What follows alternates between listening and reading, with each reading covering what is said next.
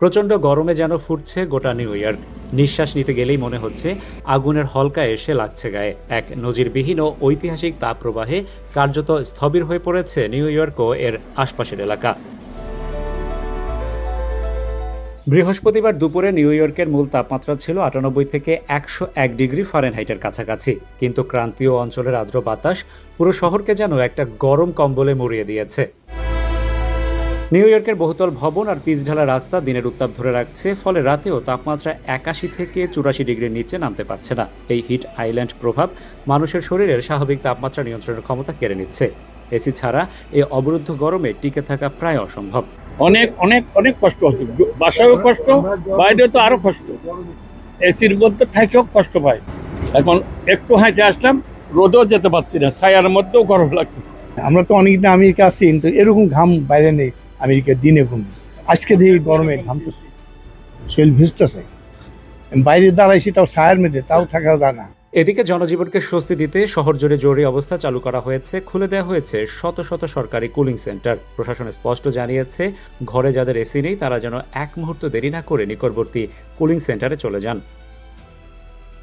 অনেক গরম, অনেক গরম, গরম, অনেক গরম। বাইরে বের হওয়া যায় না, হাঁটাহাঁটি চলাফেরা করা যায় না, ভিতরেই এসি দিয়ে বাসায় থাকি।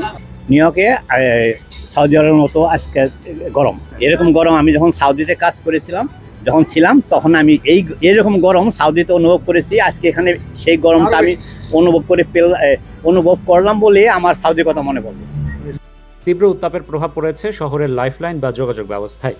অতিরিক্ত গরমে রেল লাইনের ইস্পাত বা ট্র্যাক বেঁকে যাওয়ার আশঙ্কায় আমট্রাক উত্তর পূর্ব করিডোরের ডজনেরও বেশি ট্রেন বাতিল করতে বাধ্য হয়েছে। পাতাল রেল বা সাবওয়ে সিস্টেমেও যান্ত্রিক গোলযোগের কারণেই ট্রেনের সময়সূচিতে পরিবর্তন ঘটেছে।